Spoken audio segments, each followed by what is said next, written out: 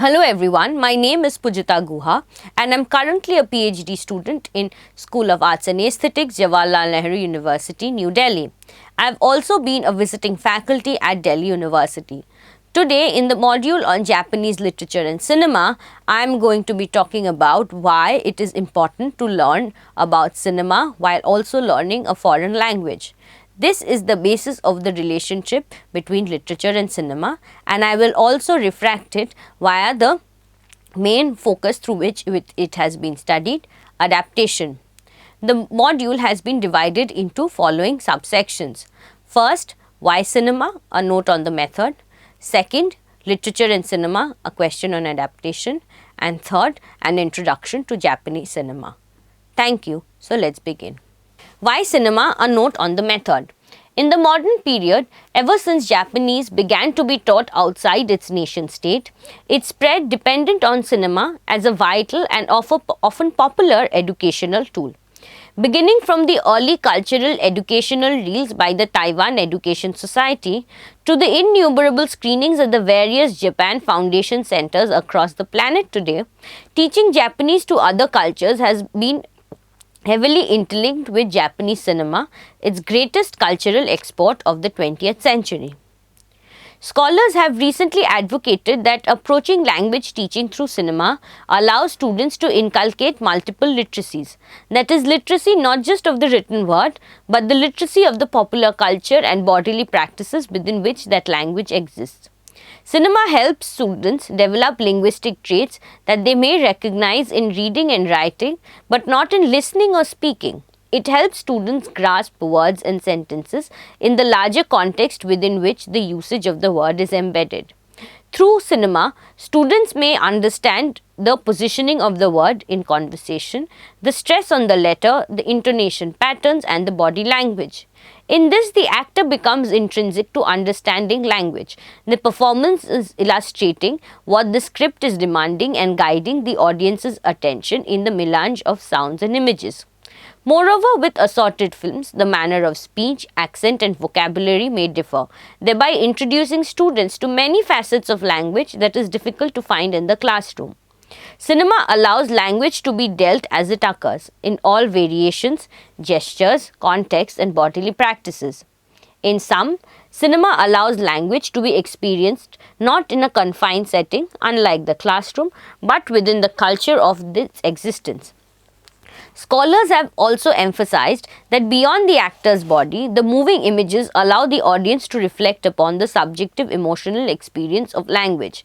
The spectator is immersed into the filmic world almost involuntarily, drawn to its characters through language, visual and sound.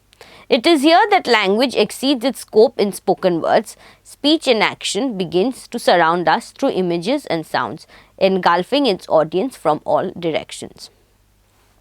Literature and cinema in Japan. In tandem with other cultures, propaganda films and quasi-documentaries or actualities too formed a formidable body of early Japanese cinema. But the new art form also sought to borrow significantly from theatre and literature to inform its storytelling or world-making tendencies. Japanese cinema initially was mostly inspired by its traditional theatre form, like No theatre, the anti-realistic oldest theatre form, often dealing with the return of ghosts or warriors or lovers. Bunraku, a tragic form of puppetry operated by people dressed in black who are visible to the audience, and Kabuki theatre, a popular theatre allegedly for the lower classes that uses music and dance to narrate stylized historical and domestic dramas. However, to earn itself some respectability and to differentiate itself from the popular entertainment forms that mostly relied on performances and theatrical, often derogatorily exaggerated acting, studios began to borrow from literature. Cinema thus earned its first respectable name Bunge Eiga or motion pictures from literature, especially those that focused on the psychological depth of its characters following the Western novelesque form. Ever since its inception, debates on adaptation, much like elsewhere, has been subject to regular debates around fidelity in Japanese cinema. Here, the book or the theatrical text emerges as the benchmark or the yardstick by which the filmic output is measured. Adaptations are unconsciously quantified to a degree in which they stay true or diverge from the original text. However, in recent times, cinema's burgeoning popularity and creative diversity has forced commentators to realize the medium's fundamental difference from the literary text, its insistence on visual and oral components to create stories, and to accept adaptations themselves being potential for commentary and divergence from the original text. In Japanese cinema, the most important case remains that of Akira Kurosawa and the cyclical relationship he had with samurai films and the Western genre, both being inspired from and inspiring its later offshoots. However, Kurosawa's own influence ranged from theatre to painting. He was a trained artist himself, and in books, borrowing from foreign and Japanese literature without discrimination. Even as he came to be known as the Shakespeare of the 20th century, Kurosawa also adapted Shakespearean dramas into jidaigeki, the period films, or gedaigeki, contemporary urban dramas. In Throne of Blood, Kurosawa provided a cross-cultural artwork between English Renaissance and No theatre, even as he adapted Shakespeare's Macbeth. Long before actors appear on screen, Kurosawa creates a stylized world of warring barons and forest demons, an atmosphere of No theatre, with an intimidating slow beat and high-pitched piping of Masaru Sato's music. Figure 1. In terms of dramaturgy, while in Shakespeare's Macbeth, murder of Duncan is seen as a terrible transgression, Washizu, Kurosawa's Macbeth, is seen as conforming rather than rebelling, following the footsteps of his lord, who too rose to power by killing his predecessor. As he does, he seems to further become the No archetype of Haida, the warrior, accompanied by the woman on the brink of madness, his lady Asaji. Both characters starkly resembling the No mask of their respective roles. Figure 2. Heavily borrowing from Shakespeare's family drama King Lear, Rand depicts a tale of samurai-era warfare, returning to the tension between No and Western naturalism to portray Hidetora's disillusion into madness. Kurosawa gradually thickens the makeup of his face as it changes to more stylized motifs of the theatre. When he emerges from a burning fortress, having failed to commit harakiri, his face is set in a rigid No mask of insanity. As he roams the wastelands in the driving wind and rain, he acts as a near-perfect illustration of Kurosawa's brilliantly cinematic relationship with Shakespeare and the reason behind his comparison to him. Figure 3. Imported from the West, cinema in Japan as elsewhere in the globe has often been understood as Janus-faced, an adaptation not simply from other media, theatre and literature, television, drama and popular music, and now manga and computer games, but also from other texts, in particular Hollywood cinema as the big other. Therefore, cinema is also able to persuasively render the foreign, the exotic as the local and intimate, make familiar foreign cultures and habits through a local rendition of the same. Adaptation, as this module maintains, is not merely a translation of literary texts into cinema, but a broader concept of appropriation and modification for one's own production. To this effect, Wada Marciano, in her book Nippon Modern, refers to Shimazu Yasuhiro's early talkie, My Neighbor Miss Yei, that includes the Betty Boop cartoon Ha Ha Ha, Figure 4. She argues how this insertion is a citation or pointer to the subtle comedy of consumerist desire. The scene proceeds with an extended montage of modern entertainment, ending pointedly with a father at home cooking Japanese food. And Wada Marciano claims that Shimazu has reasserted a national identity through the domestic image. It is not simply without shame but actively shameless, a citation and inclusion of almost half of the film that is also a commentary on the complex nature of the local and global reference extending to the genre itself. An introduction to Japanese cinema. Cinema arrived in Japan in 1896 when the kinetoscope, invented by Thomas Edison, was imported to Kobe. With the first public screening of 25th November, the popularity of the medium quickly spread through Osaka, Tokyo and the rest of Japan. Billed as a rare Western invention, early cinema in Japan consisted of small 2 to 3 minute reels, often sword fighting scenes, scenes of daily life, gags and magic shows, etc., along with an introduction of the new technologies and the films to be screened. This each showing began with the narrator, a Benshi, who explained the functions of the projector and the screen and later introduced the films. Until the 1920s, when intertitles and later sound appeared in Japanese films, the Benshis interpreted the films and voice acted through the entire film. Figure 5. In addition to the Benshi, silent films in Japan were also accompanied by a live orchestra composed of both Western and traditional Japanese instruments. One of the first companies that regularly produced films was the Yoshizawa Film Company. In the rural or semi-urban spaces, films were shown by travelling troupes who set up tents and performed for a short duration at a place. One of these troupes, Nihon Sosei Katsudo Shanchikai, gained excessive popularity thanks to the talent of the young narrator named Komada Koyo, whose excessive style established some of the essential principles of the art of narration. However, critiquing the excessive theatricality of popular early cinema, the pure film movement arose as a counter-movement in the 1910s and 20s. They argue that these films filmed scenes from Kabuki and Shinpa theatre in toto, with a bare narrative threadline and no involvement in the cinematic technique per se. Critic Norimasa Karayama's The Glow of Life at the Tenkatsu Studio in 1918 became the first pure film, and later The Page of Madness acquired cult status. Figure 6. Both films, while portraying a narrative about modern Japan, also broke away from standard narrative diktats and heavily relied on different cinematic techniques to reproduce an ambience of Japan's chaotic modernity. With Japan's growing imperial desires, its conquest and rule of China, Korea and Taiwan, and a rising nationalistic fervor, by the mid-30s, Japanese cinema too began to express a resistance to westernization. The belief that embracing Western ideals forced the Japanese to lose touch with their indigenous roots, a belief that in cinematic terms produced the monumental style. This monumental style strove to present a uniquely Japanese national identity by canonizing the past. This they accomplished by uniquely appropriating traditional aesthetics such as the importance of hierarchical family dynamics, in particular the patriarchal structure of the way of the warrior, known as Bushido in Japan. Figure 7.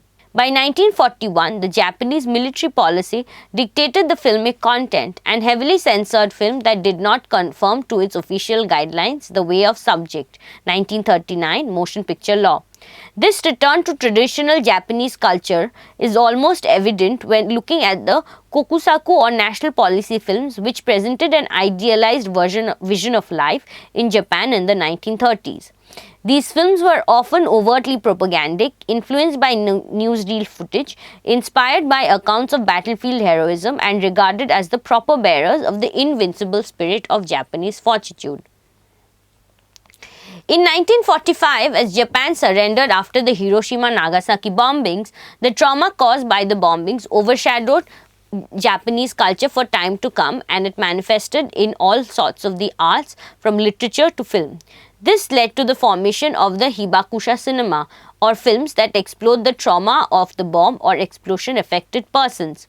During the Allied occupation of Japan, America censored the media, either when depicting antisocial behavior, the context in which the atomic bomb could be visually depicted, or the occupation itself. As a result, most bomb films were made outside of major studios. Most famously, Kanetoshi Indo, a former resident of Hiroshima, shot and directed Children of the Atom Bomb, 1952, in his hometown to commemorate the Hiroshima Memorial Day. Figure 8. Moreover, with the overpowering censorship regulation and Japan's own dual status of war crime perpetrator and victim, most Japanese films of the day avoided any issues of Japanese responsibility for its own wartime behavior. This is especially evident in Kakesuke Kinoshita's post-war films, all of which sought to address the trauma of World War II but erased any indication of Japan's sense of responsibility. However, in all of this, Gojira remains an exception, a science fiction monster film that approached the bombings with numerous real-world references like the Daikomario incidents, cities burning to ashes, popular imageries of disaster, etc. Gojira reminded its Japanese audiences that those who forget the bomb were most likely condemned to repeat it.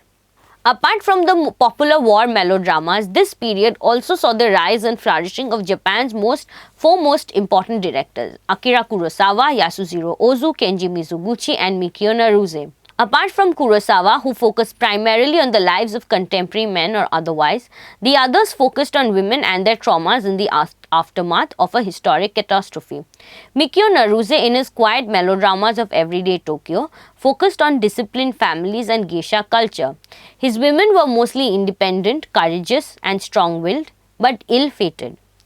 Though not known for any particular style, Naruse produced films that captured the subtle changes in the Japanese woman's life with grace and finesse, observing them like a slowly decaying flower. Yasujiro Ozu, in his career spanning 50 years, produced a commendable body of work that looked like changing family dynamics through Japan's rapid modernization period. Along with this elliptical narrative structure, Ozu produced an idiosyncratic filmic grammar that bordered on the austere with measured cutting and acute observation of details. Kenji Mizoguchi married his close empathetic observation of his protagonist to his distinct aesthetic. His long fluid camera takes and careful set decoration produced an extraordinary elaboration, delicacy, beauty and grace, a pictorial representation of pure pathos and loss. The 1960s were a time of social protest, student movements, radical ideas and creative new forms of expression across the world. In Japan, directors like Nagisa Oshima, Shohei Imamura and Shinoda Masahiro distanced themselves from the classical filmmakers like Ozu and Kurosawa. Japanese New Wave films expressed rage against the conservative elements of Japanese society and created a cinema of violence, explicit sexuality and fragmentation that emerged from the meaningless events dominated by arbitrary authorities. Nagisa Oshima's In the Realm of the Senses, 1976, sparked a popular uproar that led to an obscenity trial in the courts. Figure 9. The film's notoriety arises from its explicit sexual content, and yet Oshima goes beyond mere shocking imagery to probe sexuality and politics in public life. The real events of 1936 on which it was based has been adapted earlier in Noboru Tanaka's A Woman Called Ade Saab, thus showing how these thematics had gripped the art scene of Japan at that time. The new wave waned after the 1970s and Japanese cinema was considered dead by critics as early as the 1990s. Cinema's attendance was in a free fall in Japan. Audiences were moving to television, video, manga and video gaming for entertainment. Half of all the films released in the country during that period were softcore pornography with no major director or studio in the horizon. However, beneath the surface, with the help of cable television, direct-to-video film and later DVD and the internet, new talents were emerging. Shinya Tsukamoto released now his cult film 16mm Tetsuo the Iron Man, Figure 10, and Takeshi Beat Kitano resonated with his violent cop, Figure 11. Kitano was already a stand-up comic and eminent television personality by the time he had performed as the anti-hero in Violent Cop. Through this film, he established his signature deadpan, largely expression-free acting style. The 90s also saw the rise of J-horror, hits such as Hideo Nakata's Ring, Figure 12, and Isao Yukisada's Go amongst others. Differing from Western horror on many fronts, J-horror or Japanese horror fiction became popular for its focus on psychological horror, tension building, suspense, supernatural horror and themes of folk religion such as possession, exorcism, precognition and yuri, ghosts. A reading of Japanese cinema, however, remains incomplete without a reference to anime. Figure 13. Anime or animation is a popular entertainment form together with manga, printed comics, but widely differs from Western comics and animation. This is most so in its main formal features, simple line, unreal body movements and stylized features. Moreover, manga anime does not pertain only to children's themes. They are for everyone, from innocent young children to perverted sex-starved men. There is even a category for ex-juvenile delinquent mothers. Even children's manga and TV anime shows in Japan will work sometimes to depict death, along with everyday scenes of students in class doing homework or people working in their offices. Manga and anime also tend to portray technology in a sympathetic manner, while some US comics seem to almost avoid it or revile it or simplify it as much as possible. There are multitudes of anime series out there, many of which are quickly consumed, forgotten in the swiftly world of moving images. Thank you.